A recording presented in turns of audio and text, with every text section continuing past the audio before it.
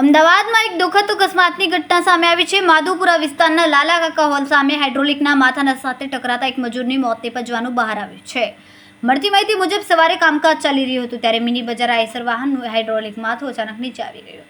આ દરમિયાન ત્યાં હાજર મજૂર પોતાના નિયમિત કામમાં વ્યસ્ત હતો, પરંતુ અચાનક જ હાઇડ્રોલિકનો ભારે ભાગ તેના માથા પર વાગતા જમીન પર ઢળી પડ્યો। હાજર સાથી મજૂરોએ તાત્કાલિક આરડા પડતા લોકો ભેગા થઈ ગયા અને ગંભીર રીતે ઘાયલ મજૂરને તાત્કાલિક હોસ્પિટલ ખસેડાયો, પરંતુ ડોક્ટરોએ તપાસ કર્યા બાદ તેને મૃત જાહેર કર્યા હતા।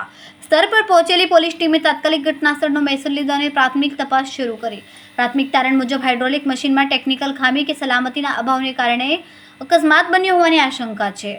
હાલમાં મૃતકની ઓળખ માટે પ્રયાસો ચાલુ છે અને મશીનના માલિક તેમજ કોન્ટ્રાક્ટર વિરુદ્ધ બેદરકારીના આરોપો હેઠળ કાર્યવાહી કરવાની દિશામાં તપાસ ચાલી રહી છે। આ દુર્ઘટનાએ સમગ્ર વિસ્તારમાં શોકનું વાતાવરણ ફેલાવી દીધું છે। સ્થાનિક રહેવાસીઓને મજૂરોએ પણ માંગ કરી છે કે સલામતીના નિયમોનું પાલન ફરજિયાત બનાવવામાં આવે, જેથી ભવિષ્યમાં આવી દુર્ઘટનાઓ ટાળી શકાય।